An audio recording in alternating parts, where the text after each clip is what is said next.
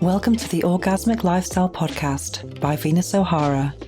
I'm here to welcome you into the world of orgasmic living by hosting experts to discuss orgasmic topics such as nutrition, spirituality, personal development, sexuality, and much more.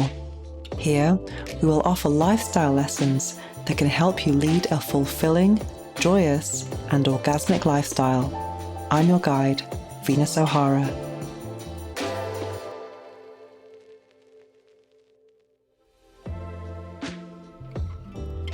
Welcome to the 56th episode of the Orgasmic Lifestyle Podcast with Venus O'Hara. In this episode, we'll be discussing energy healing, and we'll be speaking with Justin Frandson, a renowned athletic performance coach and the founder of athleticism.com and emfrocks.com. Then, I'll be discussing the book I'm reading now, which is No Filter, Confessions of an Orgasm Activist by me, Venus O'Hara. And finally, we'll be experiencing a guided meditation for energy healing. But first, let me share with you my experience with crystals and crystal healing. I wanted to share my experience and opinion with crystals, seeing that it's kind of similar to the interview topic of the day, although not exactly. It's very different, actually. The crystals I'm going to talk about now it's more about a spiritual thing than metaphysical properties. Anyway, I wanted to talk about my experience with crystals and how I found crystals and what I think of them today and how I use crystals. I first started using crystals in 2017 when a company in the UK sent me a rose quartz wand, and it was supposed to be used as a sex toy, but I never really used it as a sex toy. It was a kind of meditation tool for me because I was just starting to meditate at that time, and I was going through one of the most challenging times of my life when my best friend became my biggest bully.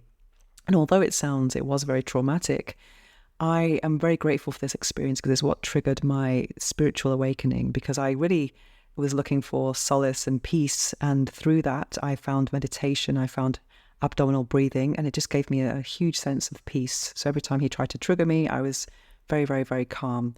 And this rose quartz, I remember going to the UK with it and just having it on my chest as I meditated, and I felt that rose quartz is supposed to attract love and also self-love, and I just found that I was attracting a lot of love into my life after I had it. Maybe is it a coincidence? Who knows? But I just definitely felt a greater presence of love. And this wasn't romantic love. It was love from my family. Lots of tensions and resentment was let go of. And I started to kind of, remove those barriers between me and the people who surround me, brought me up. And I just felt an incredible amount of peace. And then when I came back to Barcelona, I started to attract more good friendships and just a lot of appreciation for me in my life. And that was my first introduction to crystals. And that got me interested in getting more and more. And the next crystal I bought was a obsidian yoni egg. And I got this because I was in a moment of financial struggle. And I saw that obsidian was about the root chakra, which is about financial stability. And I remember putting it, I did this kind of meditation ritual, and I put it inside my vagina, and I went to Deutsche Bank and opened a bank account. So it was kind of I was walking kind of like, trying to squeeze this thing inside my vagina. But to be honest, I don't actually advocate for yoni eggs, even though I have used yoni eggs in the past and I've had very profound experiences. I'm not sure that putting a crystal in your vagina is the safest thing to do.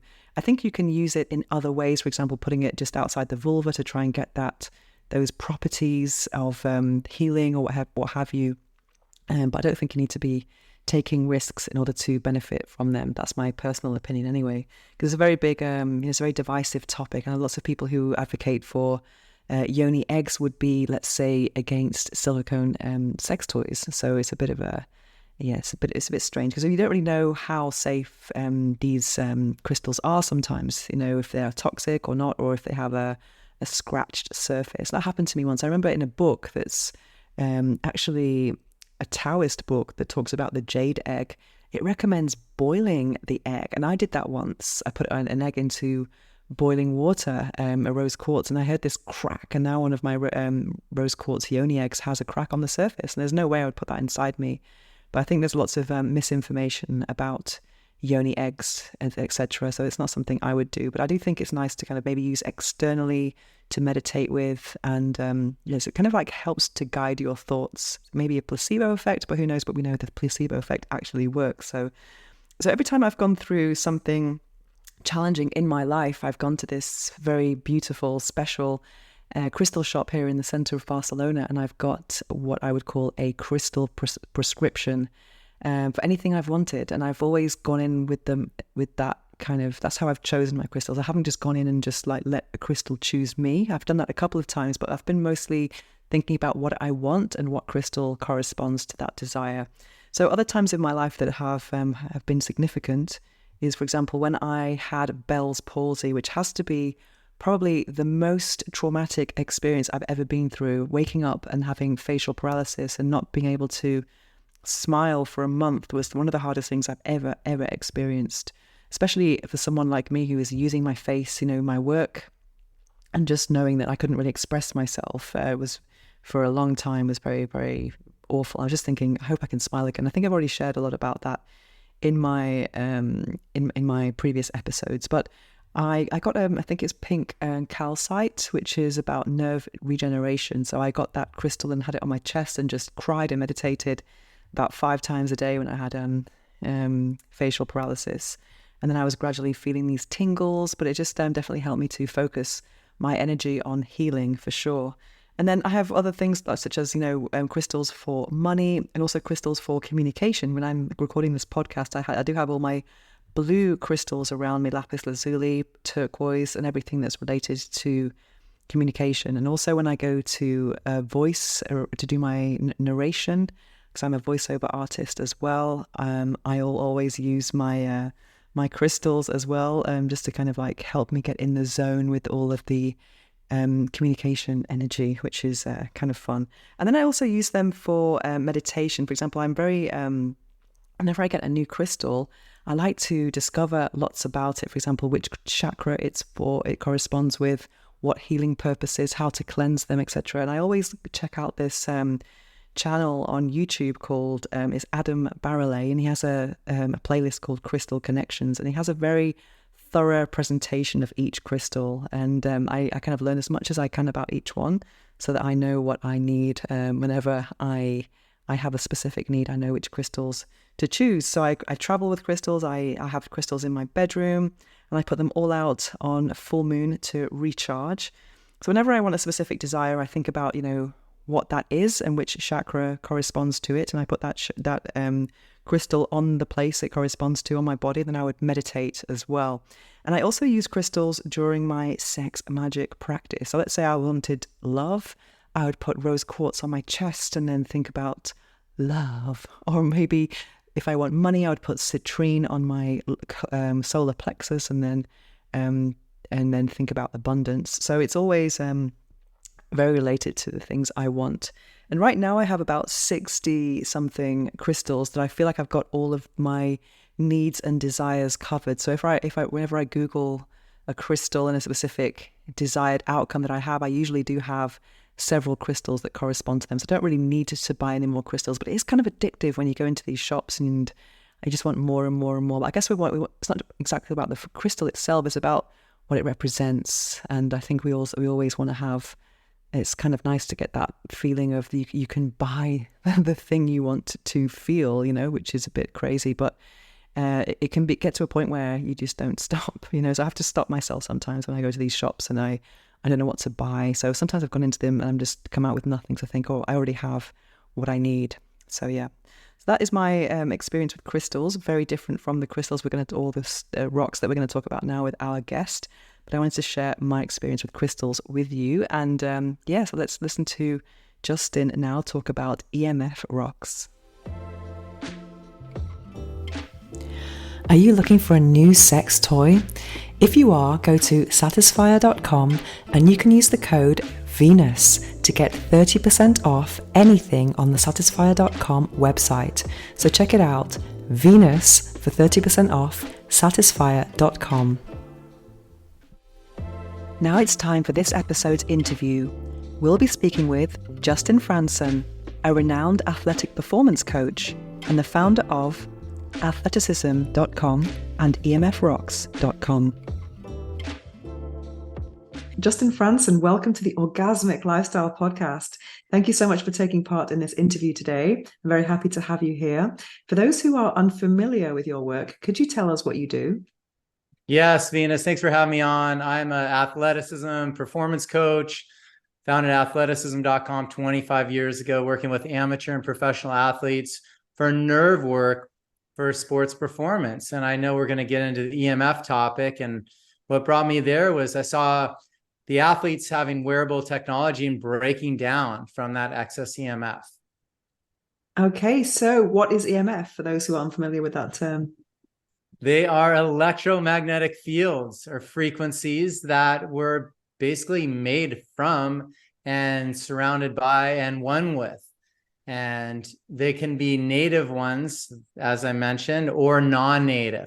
And the non-native ones, I think, is what we're going to lean in on today. And they're all one directional waveforms, or they don't work.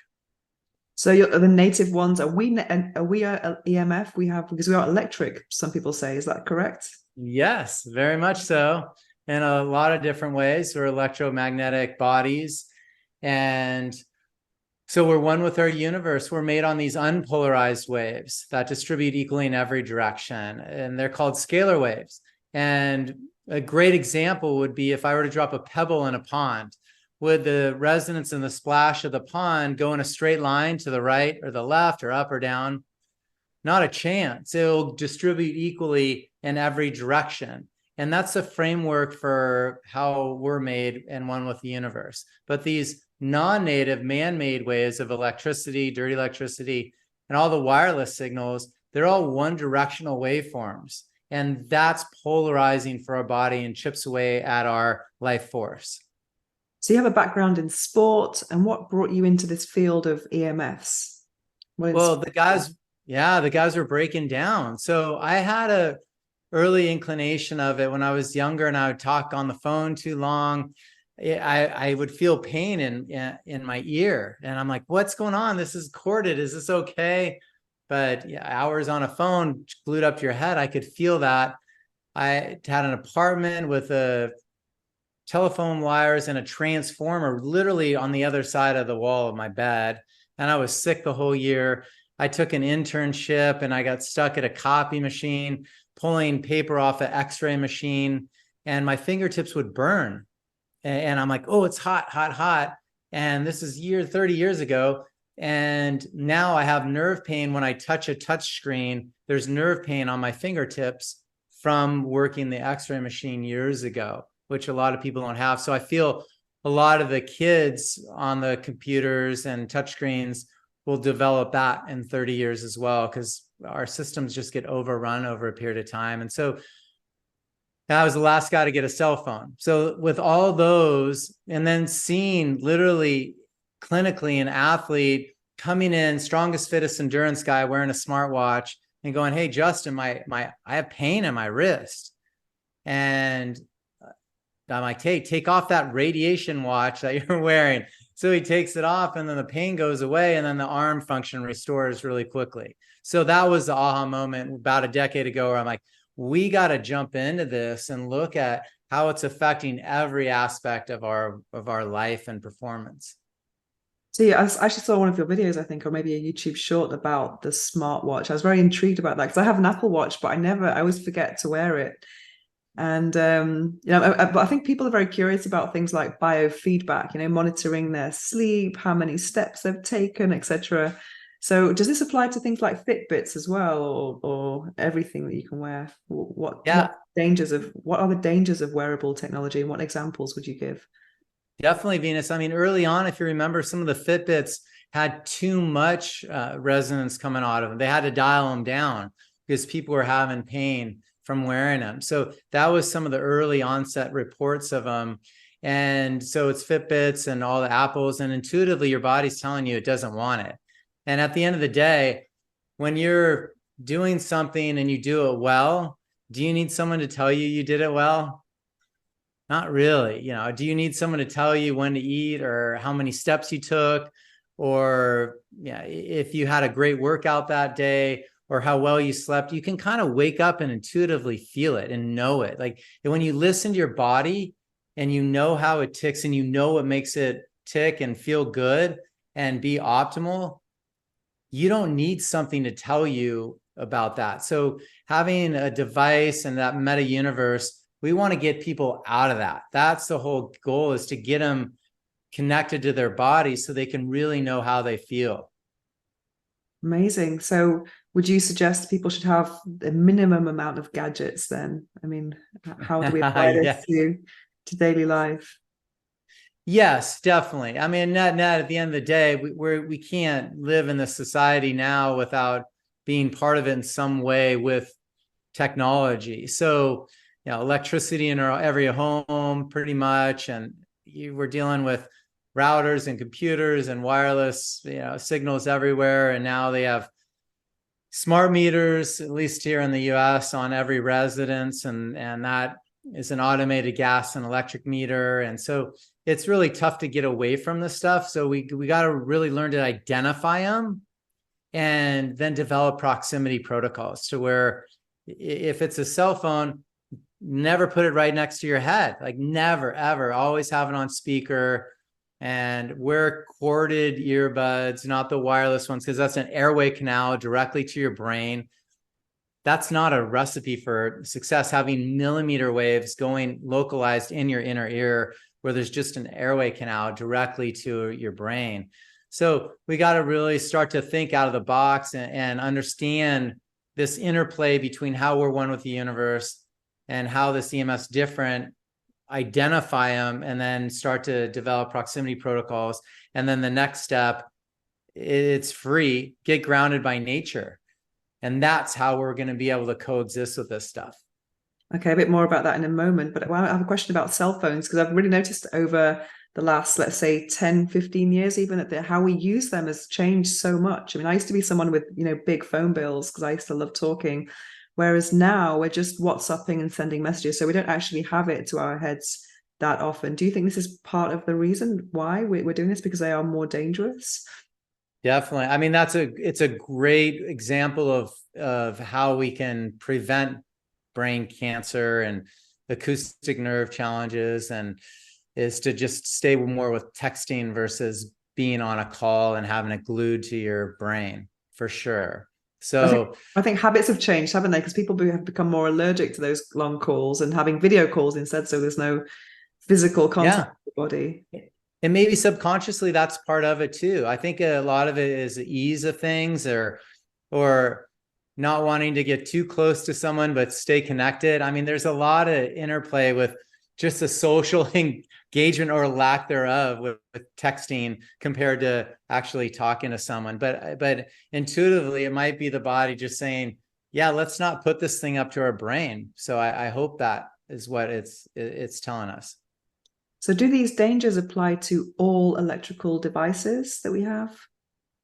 Yes. There's a study from Dr. Martin Pall out of Washington State University, talks about the voltage gated calcium channels. That's a big word, big several words, but that means your gateway for energy to come into your mitochondria, which is your cells, your powerhouse, where you get energy in the cell. So if that's disrupted, your energy is disrupted, then it's an oxidative stress. It'll calcify your pineal gland, so you're not sleeping, so it disrupts your hormones and replenishing them.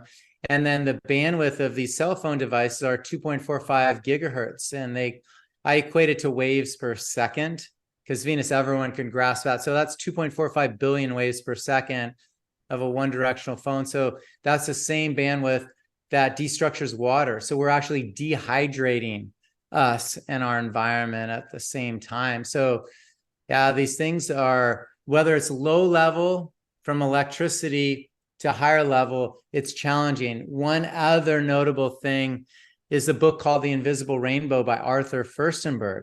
And this is crazy. In 1889, when we introduced electricity into our homes, the flu was here to stay. Before that, they called it the flu, Venus, because it would fly in and fly out with cosmic shifts, whether there were solar flares or atmospheric pressure shifts, that would disrupt our bodies. But until we brought it into our homes, even a low level at 50 to 60 milligauss or 50 to 60 waves per second into our homes of electricity, the flu is here to stay. I'm really worried now because I've got my main job is sex toy designing. I've got a spare room with 800 toys. Should I be concerned? Well, if you have the grounding bags, not so much. I mean, the batteries, you got to look at the battery operated things. You know, our bodies are so resilient. We're going to be able to take the toys, use them, enjoy them, and benefit from, whether it's electric bike or one of your toys. Again, you're not using it 24/7 up to your phone. You're using it, enjoying it, and then and then you have the grounding bags to create that coherence, and then just make sure you get outside in nature as well.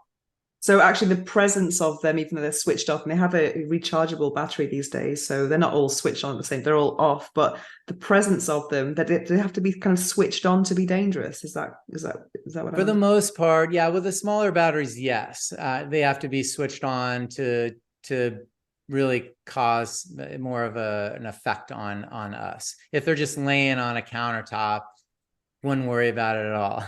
Okay, so even if it's 800 of them. That's a good number. That's a good collection. It's 10 years of work. I'm a designer, so I do a lot of I'm a sex tech consultant. That's my kind of main source of income. But I'm very interested in lifestyle and healthy lifestyle. That's why I created this podcast to kind of get into the orgasmic lifestyle, which is about reaching climax in all areas of life. Because I'm very interested in healthy lifestyles. Like I'm sober. I'm whole foods, plant based. I live a very very healthy life. So let's talk about the grounding bags. I'm very curious about this. What is a grounding bag and how can it help you? So everyone looks to nature, Venus, to get grounded, right? Mm-hmm. And so did we. So we hand mine crystals. These are the crystals that are inside the grounding bags, or literally have moisture and magnetic properties. So everyone knows about shungite or amethyst or black tourmaline, all the other known properties out there. Well, ours have this moisture content with the magnetic, and the combination between the two is phenomenal for EMF protection. And so we just deploy it in a grounding bag, and these are hand mined crystals inside here. You put this on your bed and you'll sleep deeper than ever, 3 to 60% deeper. We just had a doctor test his deep sleep, went from 45 minutes to 100. So that's over 50% improvement on their sleep, which is phenomenal. So yeah, they work really well. And so when you're using them in a bedroom, you can put it on your bed, just where you don't touch it, at the head of the bed between you and your partner, or underneath the bed, leaning against the leg of the bed. As long as it's touching it, what it does is creates a coherence. So there's a harmony between us and any vibration, no pun intended, that the other ones would emit, that would potentially affect our body. And again, the vigor vibrations would come from electric car, not an electric toy per se as much. So are those crystals, let's say, are they broken down into small pieces? Because I'm really into kind of like I have a weighted blanket which has these tiny they're kind of glass pieces, so it's a thin blanket but it's very weighted, which I find very comforting. Is it like that concept, or are they kind of like the big stones? What does it look like? Just what we showed you. If you can see it, it's bigger stones. And for the ones that can't see it, it's about 1 pound of crystals, and the bigger the stones, the longer they'll last per se. So if they're finer stones, they could turn to dust, and once they do that, you just have to get a new bag. So it's bigger rocks. It's nothing we can deploy in a product per se, like a blanket or a wearable, because they have to be sealed, and you need a lot of it to create the coherence. We do have a mini, which is for a purse, a pocket, or a backpack for on-the-go protection. So if you have your purse and you have your phone in it, and it's right next to your liver because you're carrying it on that shoulder, yeah, you might want to have a mini grounding bag in there as well, just to create that balance. So I put it in my pocket and I put my phone on the outside of it, because those are your reproductive organs. I mean, this is, if we want to go into those areas, you got to protect them. And so it's one of the best things you can have to do that as well. It's the thing too, in the health side of reproduction, fertility, menopausal changes, you got to create a coherence between this stuff. So I don't know why the computer industries have called a computer a laptop. I mean, they're putting a router and a massive battery over your reproductive organs. Guys' sperm count plummets. Women's ovaries absorb 10 times the amount of radiation than any other part of the body. And it's not like they replenish their sperm like guys do. So it's a really challenging topic when it comes to fertility, because we're not seeing a lot of success in that area this generation from the technology. So these grounding bags is it like a blanket? What is it, just, or just the bag? It's just a bag with the crystals in. This is it, Venus. Okay, Yeah. you didn't even open it. That's just No. like that. Okay. Yeah, you use it as is. Okay. I'm a massive fan of crystals, and last night I put all my crystals out for the full moon and I charged them up. And I have certain crystals in my bed, under my pillow, etc. Are you into crystals? I mean, is it a similar concept? Well, those are crystals. They're hand mined. So that's the whole thing. Yours you can display and they won't turn to dust. Ours, you have to keep them sealed. But similar concept, ours are just stronger because of the moisture with the magnetic, and as they're stronger at helping you sleep and deal with the EMF. Okay, because I have a lot of I have rose quartz under my pillow, and then I have some selenite, and I have some amethyst and clear quartz or smoky quartz. So I kind of like have some for the bedroom. Then I have on my desk, I've got the citrine for the abundance, and then all the blue ones for my podcast communication. And I've got about 60 crystals. So anytime I need something in my life, I just look online for my crystal prescription. I love it. Well, So, we're gonna have 61. It's crystals when we send you the grounding bag. oh, I was going to ask you if I was going to get one. So yeah, I would love that, because I'm really into all this stuff. And talking about protection as well from all of these waves, I have some friends who claim to be sensitive to Wi-Fi. Is there any point in switching off our Wi-Fi at night to protect? Oh, yes. Yeah. Well, I want to acknowledge your friends. They're spot on, and good for you guys for being so aware. And if you're bothered by it, that's a gift of awareness of feeling energy. And if you could feel that polarizing energy, even though it's affecting you negatively, it's still a gift. A lot of people call it a sensitivity, but I call it a gift. And it is really poison. It's poisoning our environment. They're polluting our environment with millimeter waves, and they're super challenging for us. So the best thing to do is to turn your Wi-Fi off at night, for sure. You can even, if you can get an electrician to go to basically your electrical panel and create an override switch where you can switch or have it on a timer actually, and switch the electricity completely off in your bedroom at night. And I would start there. And then you can override it with a switch, and then you can actually have an outlet timer on your Wi-Fi, so that goes off when you're sleeping, or you can click it and turn it on and off as needed, and all your devices go on and off as well. So we want to create the resonance in your bedroom, especially when you're sleeping, as close to being outside. And then that holds true with your home and then an office as well. We got to get that resonance quieted back down to what we call the Schumann resonance, the healing pulse there of 7.83 hertz or waves per second. Because when you're in a delta or theta brainwave state, so Venus, when you're in the deepest restorative brainwave state for sleep and rapid eye movements, and you have these incredible lucid dreams that just take you beyond, your brainwave state is low and slow, even just a little slower than the pulse of the universe. These cell phones ping at 2.45 billion waves per second. the 5G is 60 to 90 billion waves per second. So we're trying to sleep at 1 to 8 about, and these are in the 10 zeros faster. So it's going to be really disruptive for us. Our brain tries to figure out what's pinging it, goes into what we call a twilight sleep. So we never get into that deep restorative sleep. That's interesting. So in our bedrooms, then, I mean, another thing I question before we go into how we should protect ourselves while sleeping. I always wonder when people want to turn the Wi-Fi off at night. I think, well, what about your neighbors, like upstairs and downstairs? I mean, surely you're getting affected by that, and you turning your Wi-Fi is not going to make that much difference. What would you say to that? Right. Well, for sure you'll get it, but the proximity to it, it's going to be buffered by walls and ceilings, and it'll be a lot less. Even though you're able to pick it up, it's not going to be right in your proximity. So our grounding bags will help create that coherence between us and that environment, whether it's your signals or extraneous signals from neighbors or satellites or what have you. You're going to create harmony in your home the more grounding bags you have. Okay, perfect. So we recommend, we recommend 5 for 2,000 square feet of a home, plus 1 on each bed. And then 7 if you have solar, 7 in an electric car, because sitting on a massive battery is the absolute worst for anybody.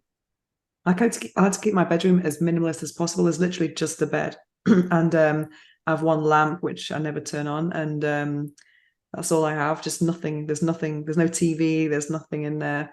The only thing I do have is I like my meditation apps. I love Insight Timer. I make content on there as well. And I guess I'm assuming that it's not good to have the smartphone in our beds at night. Right. So for sure. So Venus, if you're using those apps, and we all love them, just download it before you go to bed and then put it on airplane mode. So you can still record and play it, but it's just not looking for a signal to communicate with and broadcasting all night long.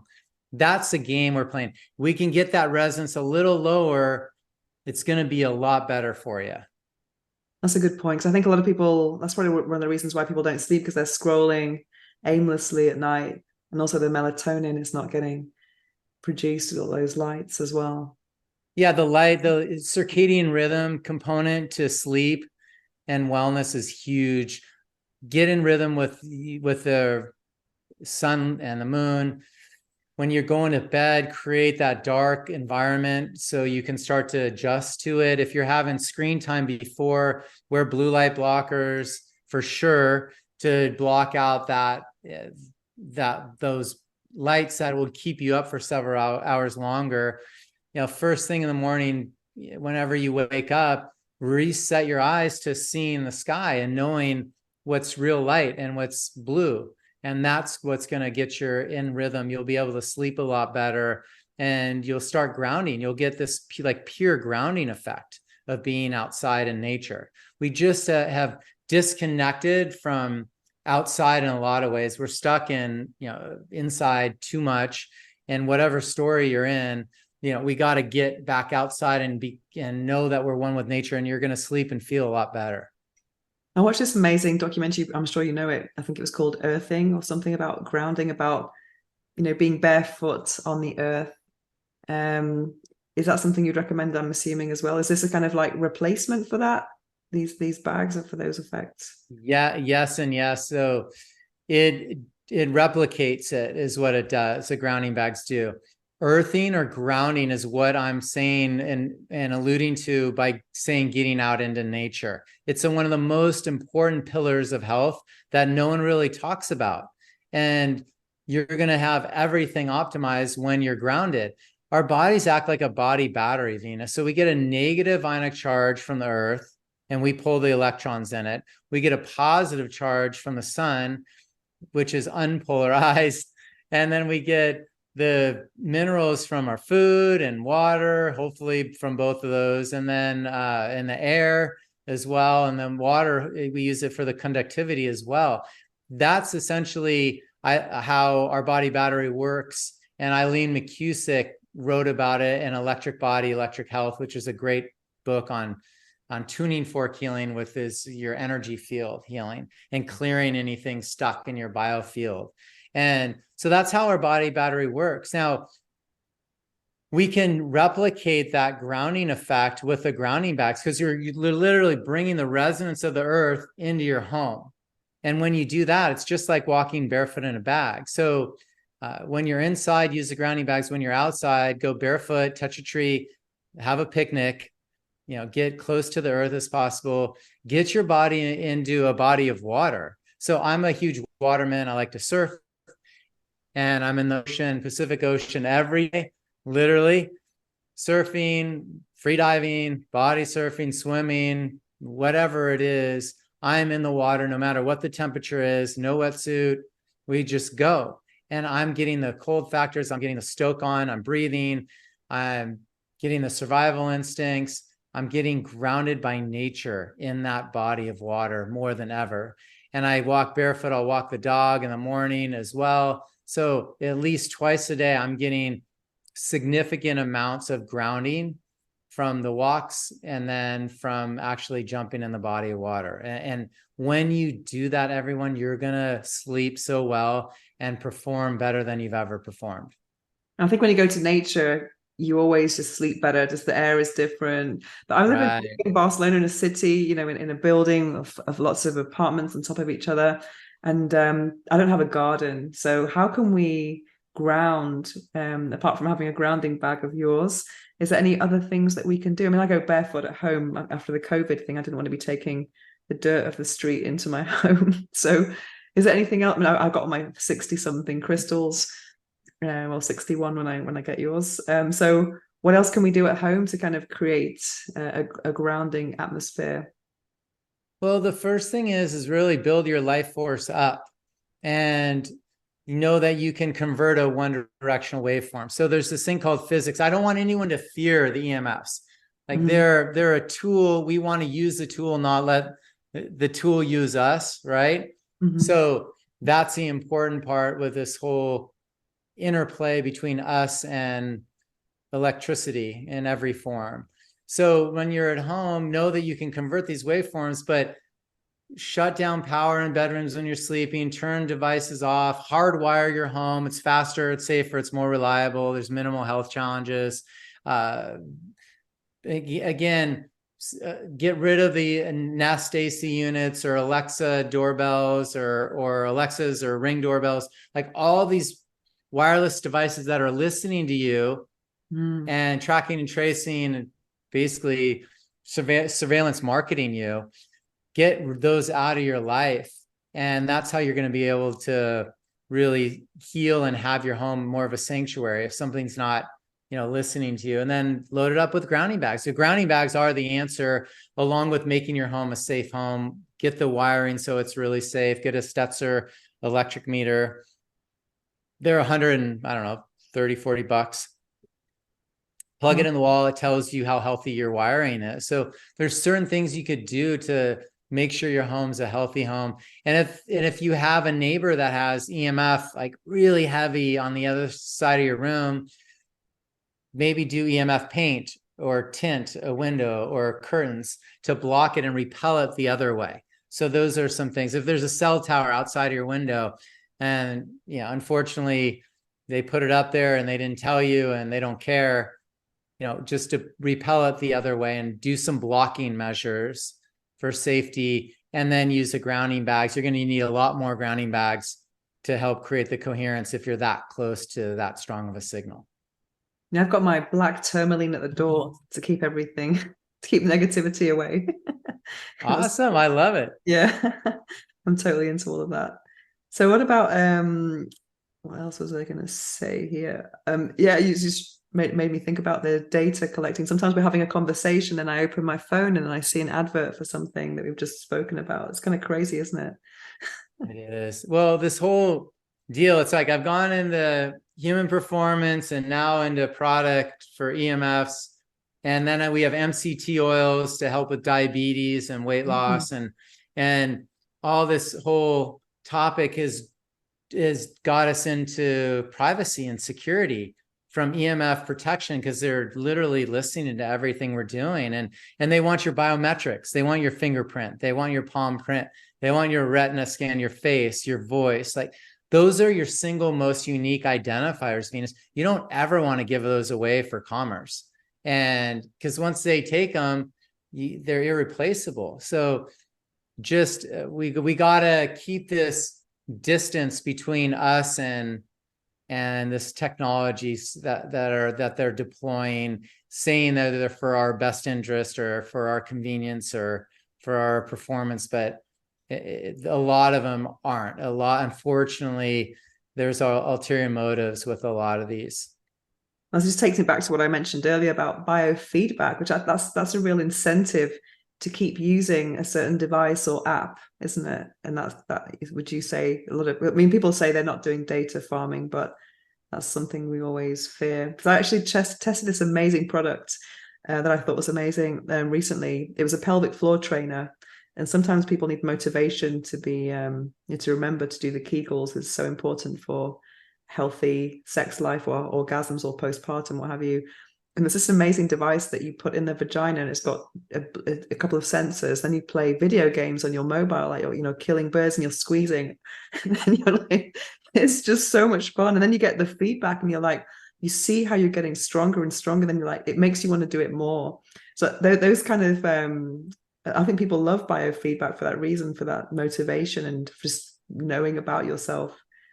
I love that too. And again, these things, and I've worked with professional athletes for so long, but we have baselines. So establish a baseline where you're at, and then midpoints, and then endpoints. So you don't have to have something telling you where you're at every day doing it. But sometimes, like those biofeedback exercises that you're talking about, there are fun games that you can play. Well, get yourself up to a certain level and then start doing it on your own. So there's ways we can learn with this stuff and use it to our advantage.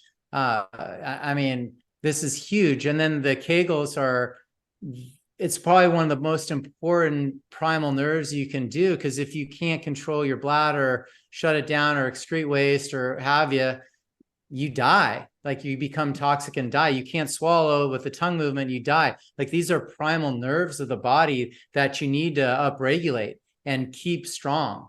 And whether it's for intimacy or for performance or overall health, like, it's one and the same for me. Like, you got to optimize these nerves. And if you need a little support right out of the gate with binaural beats or games or what have you, use it, and then get yourself in a rhythm with it, and then start doing it on your own. But it's not a lifelong tracking every day and testing every day. Start to rely on your body and that muscle memory to re-cue. Make it part of your morning routines, where you do your prayer, your grounding, your Kegel exercises, your breath work. Like, literally, it's part of your routine to set your day so you're optimized for performance. Because the pelvic floor, and I've gone through a pelvic floor injury right now.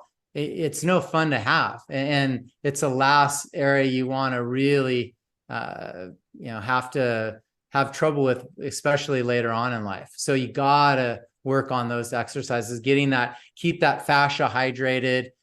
We use silica to do that, and you could get it at alphavedic.com. They have, in their cell salt section, they have silica, which is great to keep those fascia strong, and so you can keep the nerve conductivity great as well. Amazing. So I like the way you can kind of like, use it in harmony. You can, embrace these technologies, but also in moderation.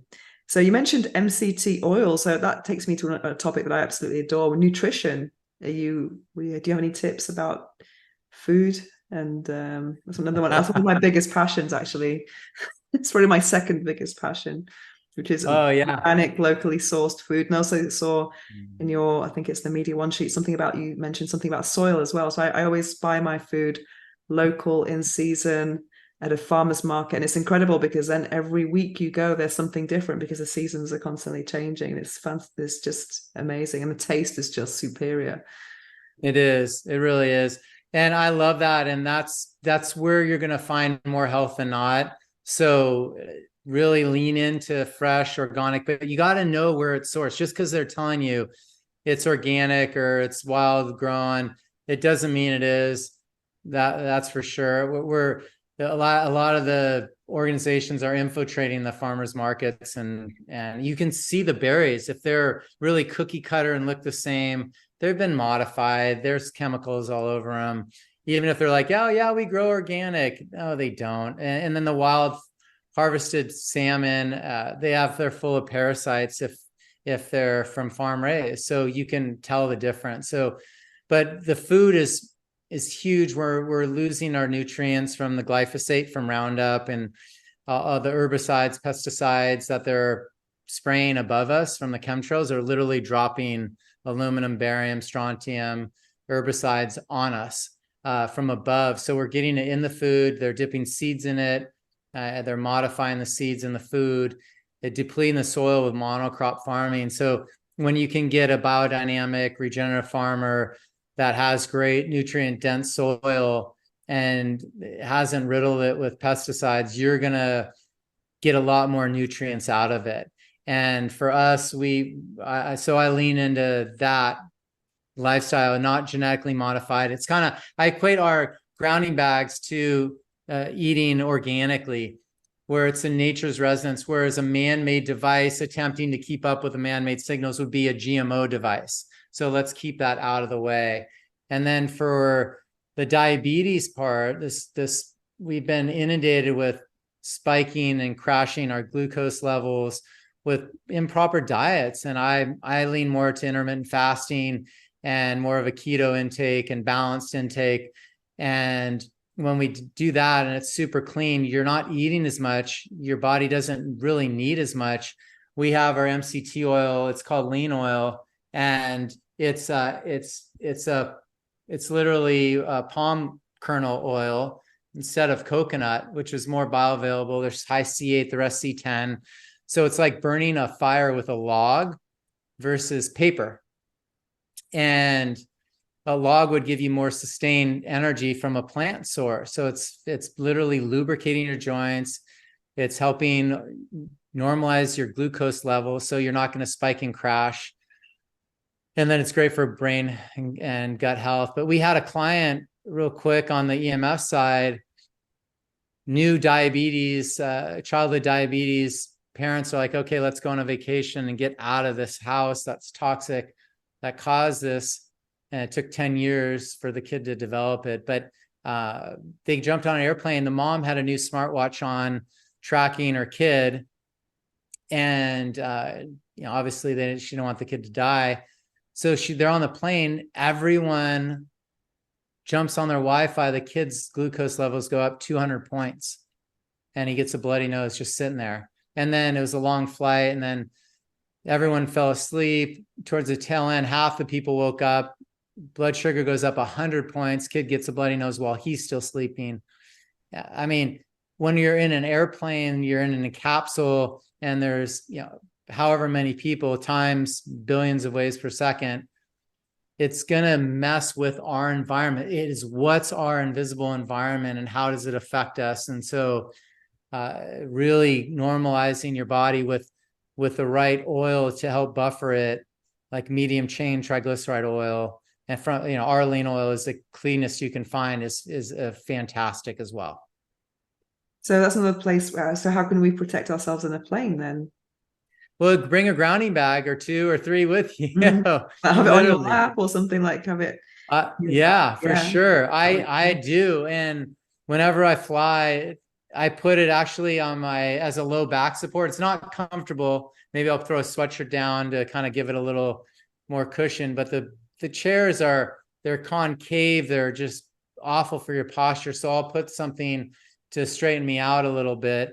And so I'll put on my low back, and I'll put one on my stomach most of the time, like underneath a jacket or something where they won't say anything to me about having something on my lap. So I have really a lot of protection. And I'll maybe have an extra one in my briefcase or suitcase and where my computer is. So I'll have one at my feet, one on my stomach, one on my back. And literally I haven't gotten sick all year traveling. Last year I got lazy with it. I only had the mini with me I traveled twice and got sick twice right after the flight. And everyone this year that got those same COVID-like symptoms, they got it right after they flew. So the airlines are ratcheting up their signal strength, and that's your invisible environment, you guys. We got to be aware of it, and we have to create some type of coherence with it and build your life force up before you go on it. Never eat the crappy airplane food, and get grounded before and after you get off the plane, and then maybe bring a grounding bag or one, two, or three or more with you to Yeah, for me, help when I create get a that kind plane, of I just want to wash my hair after because I just imagine all the sneezes. Because uh, that the air's not getting recycled, so it's just like you're just absorbing it all in your clothes. I just want to wash my clothes and wash my hair after a flight. It's and you mentioned intermittent fasting. I'm getting into that now actually. I've been doing it. I've been doing it intermittently, but now I'm kind of getting a bit more serious about it. Eating twice a day from let's say 10 a.m. and then 4 5 p.m. and that's kind of my two meals a day. Why do you think it's important to do what hour gaps do you do? Which windows? What hour? no, that would be great. That would be great. I have a feeling you'll end up not eating as much for breakfast once we get you the MCT oil as well. Mm. So your body just won't need a lot in the morning. You might have some juice or something to get the system going, but you just won't need like a solid, substantial meal in the morning. You'll just have an early big meal. And so that's what I'm leaning more towards now is MCT in the morning, and stay within that time frame that you recommended. And then I'll basically, I had apple juice mostly this morning, and then I'll have a big, early dinner around 5 o'clock or so, whenever Because I that's finish. almost the one meal a day. Is that what you're leaning to? Well, it can be for me. I'm like you. I kind of lean in and lean out of it a little bit. I go with what my body asks for, not what a protocol tells me to do per se. I'm already in the fat burning zone when I'm using the MCT oil. I'm already have the ketones, so I'm not spiking and crashing my insulin. So my energy is really well sustained throughout the day. So I look at how my body feels, but it takes several weeks for this to kick in sometimes. I mean, when I started taking it, it took like 3 days, 3 days. And I was like, man, I'm not hungry all day. It was insane. Like a teaspoon in the morning, teaspoon at night, and you're good literally all day until, early afternoon. And then I got really hungry and I had to eat a really big meal.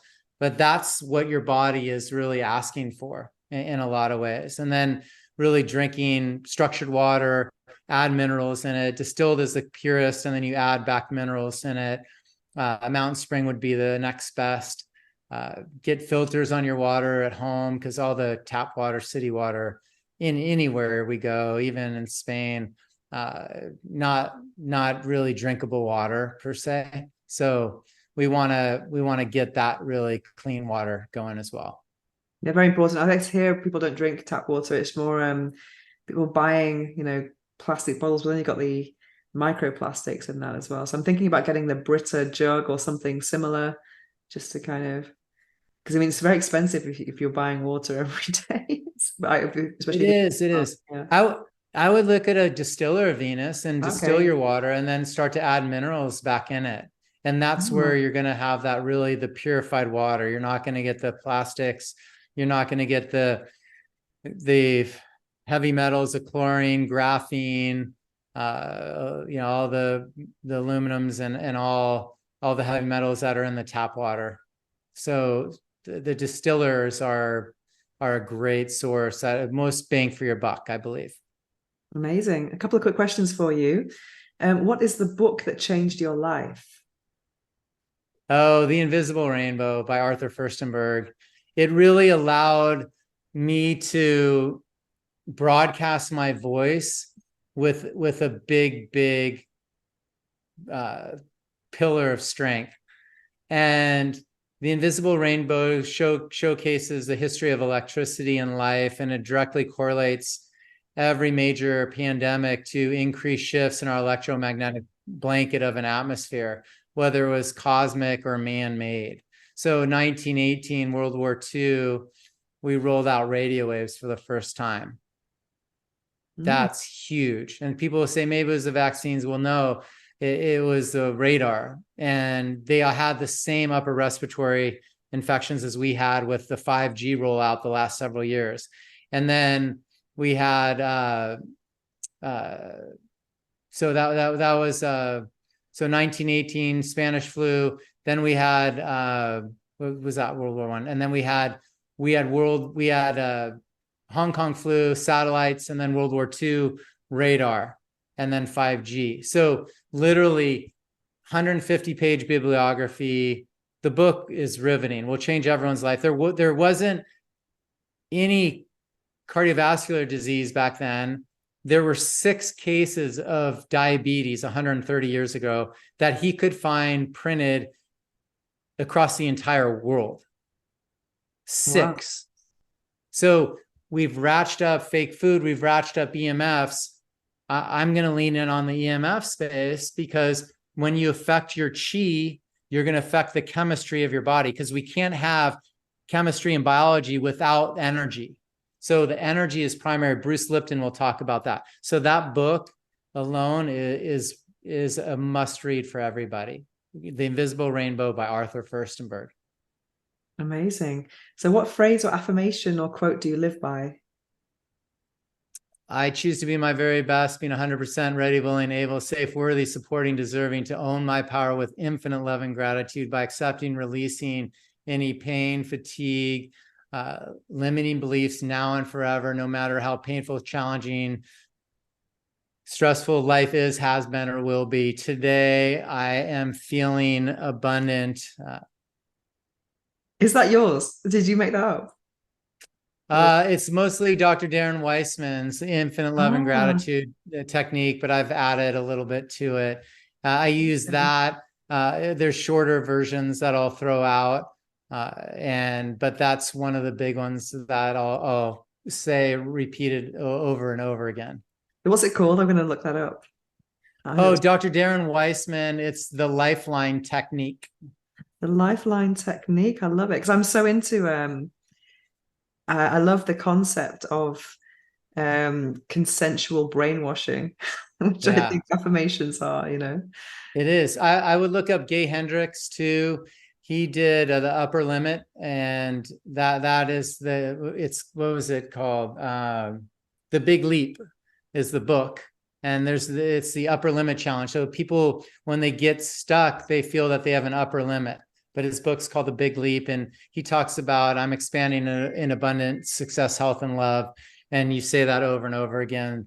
So that's a short version of it. But yeah, our body doesn't know the difference between memory, reality, and imagination. So when we can replay these things with an evoked feeling and senses and smells, taste, and that smile and get that emotion into it, you can replay that over and over again. Then when you go to that situation, it's already solidified. So we can create abundance in our world. We can create that relationship. We can create that whatever you're looking for by replaying it over and over again and tricking our body. That's amazing. It's very empowering. I'm definitely going to look that up, because that's something I struggle with sometimes. I did a whole session here last night with some of my female friends about we did a letting go list because of the full moon. I kind of follow moon cycles quite a lot, and we made a list of all these things, and then we just went out and burnt them, to kind of let go of these limited thoughts, because sometimes it's hard to think big, sometimes. So we all have we put these limits on ourselves, so it's good to have some techniques to kind of go beyond these boundaries. So where can people find you? emfrocks.com, athleticism.com. It's spelled athletic, ism.com. If you can see it on the shirt, those are the great places. We have all our curated health products on athleticism.com. Amazing. Thank you. So thank you so much for joining us today on the Orgasmic Lifestyle Podcast. It's been a real pleasure. Thank you, Venus. Pleasure. The book I'm reading now is actually the book I am writing, and it's called No Filter: Confessions of an Orgasm Activist. I started writing this in autumn 2020, 3 years ago, and I cannot believe how much my life has changed since then. In 2020, I rediscovered my passion for reading. I hadn't read a book in many years.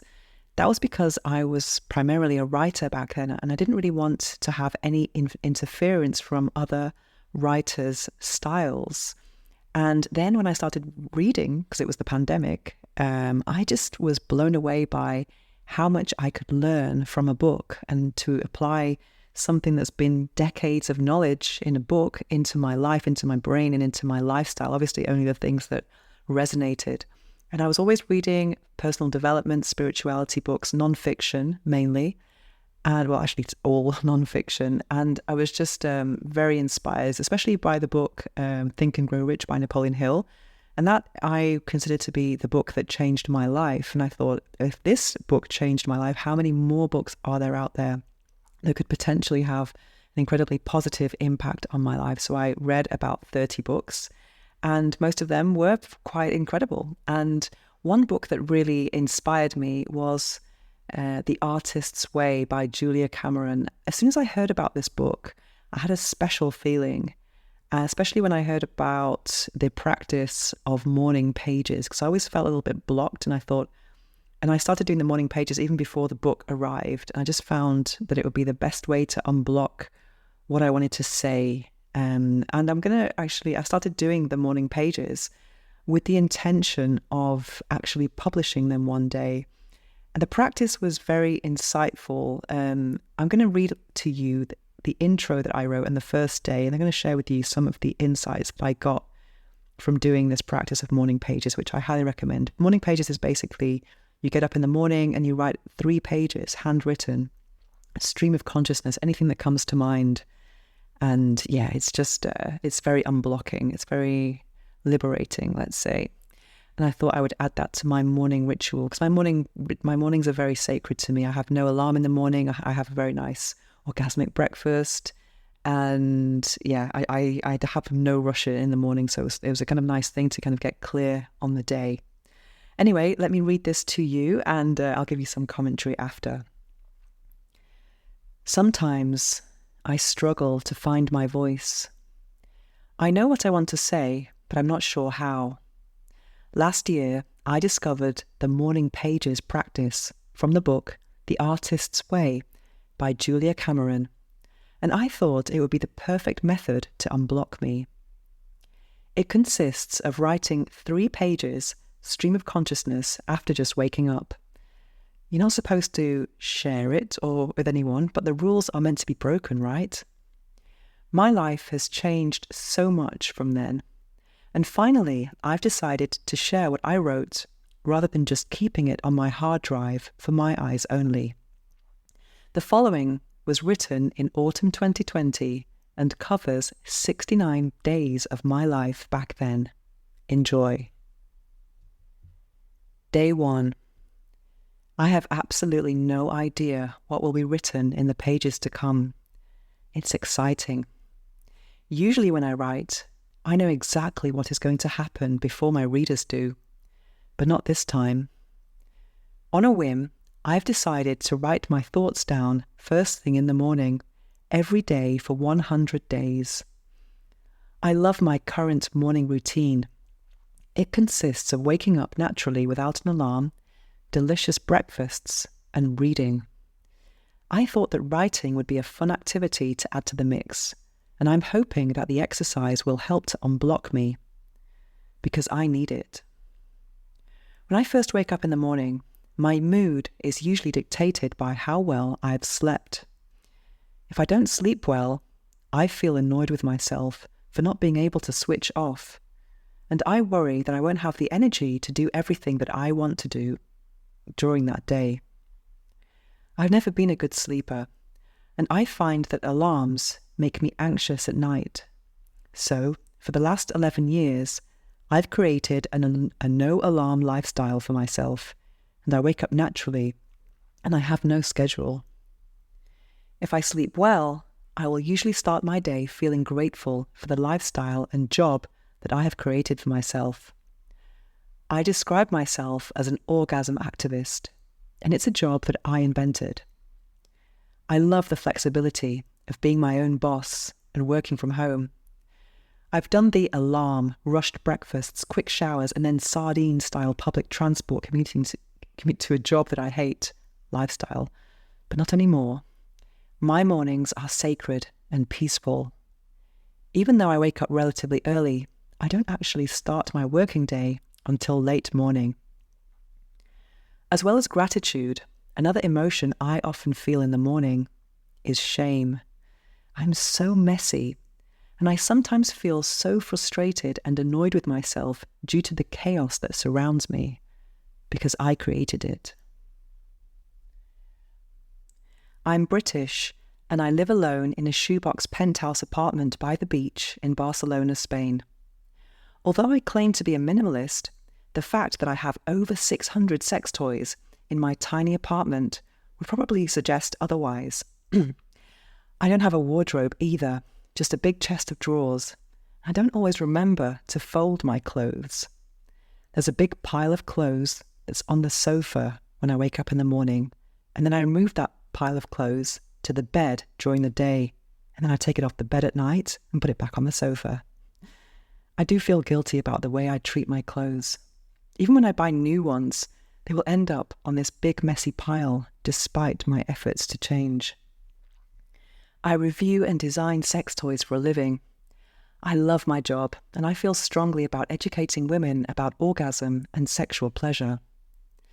Unfortunately, not everyone I know shares my enthusiasm for this subject.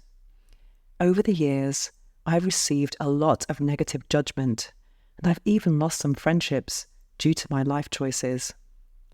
I can't deny that it can be hurtful to be criticized, but I feel that my job acts as a filter to get rid of people who just don't serve me. I'm not ashamed of what I do, and I tend to distance myself from anyone who suggests that I should be. I'm aware that female sexual freedom makes a lot of people uncomfortable, but I'm more ashamed of my messiness, to be honest. I know I could just clean up, but I'm just not motivated enough. I'm also looking to move apartments soon. My lease ends in 5 weeks, and I still don't have a place to live. I'm hoping to find a bigger place where I will take pride in cleaning more often. I'm also going through a very amicable breakup. That is another great motivation to move. There are lots of memories here. I'm going to be making lots of changes in my life soon. A new home, a new gym, and hopefully a new lover. I was with Mr. Right Now, or Mr. Zen, as I'm going to call him from now on, for far too long. Don't get me wrong, he was wonderful, but there are many reasons why he was never going to be my future, and that's something I crave now. Someone to share more with, but not too much though. I'm a bit of a commitment phobe. I'm not wife or mother material either. But I do have a lot of love to give, as well as an enormous amount of unexpressed passion that I need to set free somehow. I also refuse to go on dating apps, so I'm not sure how any of this is going to pan out. Unfortunately, I lost my libido with Mr. Zen. How could that be? Me, the sexpert, looking for excuses not to have sex. The situation made me feel awkward and inauthentic. But now that I'm single again, my desire for intimacy is awakening, and I'm craving the type of sexual connection that inspired me to dedicate my life to sexuality in the first place. I need SEX, a sacred energy exchange. And there we have it. That's day 1 of my memoir. Well, I actually wrote 69 pages of this with the intention of continuing the last 31 to meet 100 days at another time in my life. And I'm still waiting for that moment now. And now I'm just feeling a little bit that I can't reveal everything that's going on in my life because there's so much going on right now. But I need to find a time when it's going to be relevant to, because there's going to be a huge evolution, from going from the shoebox apartment and the chaos that was surrounding me. And now I'm in a much bigger place, and I managed to, successfully end the relationship I was in. But what was interesting is that every time I had intentions or expectations of the near future, life would happen in a very different way. So it made me realize that planning was kind of futile. And also, I didn't really look back at what I'd written previously. I just every day was writing freshly, like a new day, without knowing what had come before. And then when I went back to read the whole thing, it was just so, oh my God. And it was just very enlightening, just to see how you cannot really plan life, and every day is a different day. Yeah, so that is part of my memoir. That's just a very rough version so far, but one day I do hope to travel somewhere nice and remote where I can actually just go through all of this and then correct it all, and then find another time in my life when I can add the remaining 31 days, which will show massive evolution and hopefully will be an inspiring read, because it has a bit of memoir, but it also has a lot of my own spiritual philosophy in there. So it's going to be kind of memoir stroke personal development stroke spirituality type of book, or slash, I mean. So that is it. No filter, confessions of an orgasm activist. And if you'd like to hear more, maybe I will share more on here, because I do have lots of content that's just on my hard drive and that hasn't been shared with the world yet. But there's a lot in here, a lot in this book that I really want to share. Anyway, I hope you enjoyed that. And hopefully I'll be sharing more of it with you soon. Now it's time to slow things down as we prepare for this episode's guided affirmations meditation. It's probably not a good idea to listen to this while driving or operating machinery. Instead, take a break from whatever you're doing, get comfortable, take a deep breath, and enjoy. I am a channel for healing energy. I am in a state of well-being. Healing energy flows through me effortlessly. My body is filled with vibrant healing energy. I release all negative energy. I welcome positive healing energy into my life. I am grateful for healing energy. I am a channel for healing energy. I am in a state of well-being. I am in perfect harmony with the universal energy that surrounds me. Every cell in my body radiates with healing light.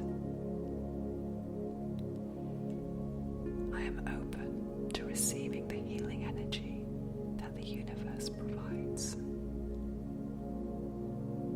I trust in the power of my own healing abilities.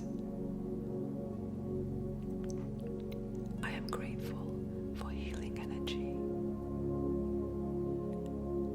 I am a channel for healing energy.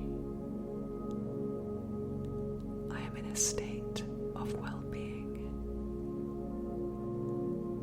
I let go of any energy blocks and allow healing to take place.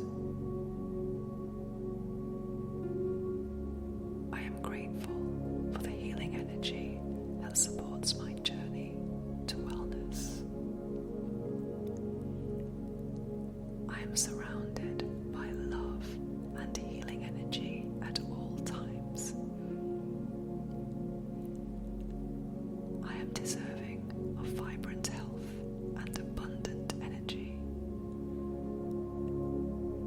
I am grateful for healing energy. I am a channel for healing energy. I am in a state of well-being. I release all tension and negativity. I allow healing to flow freely. My mind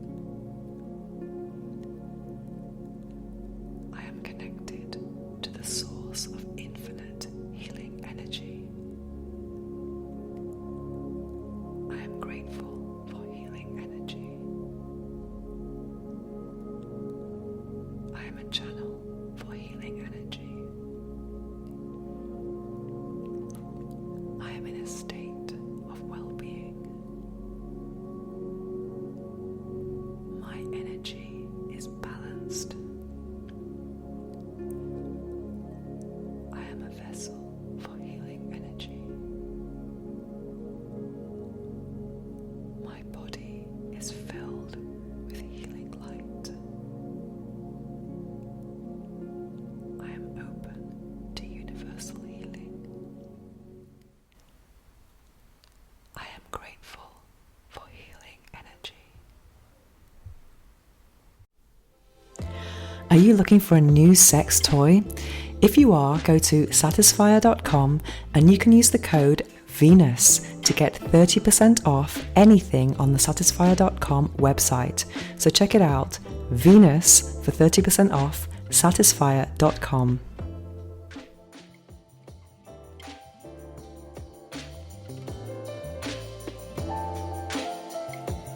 To find out more about me and my orgasmic lifestyle, visit venusohara.org or follow me on Instagram at instagram.com/venusohara. Make sure to search for the Orgasmic Lifestyle Podcast by Venus O'Hara in Apple Podcasts, Spotify, and Google Podcasts, or anywhere else podcasts are found. Make sure to click subscribe so you don't miss any future episodes. Thanks for listening, have an orgasmic week, and make sure every day is a climax.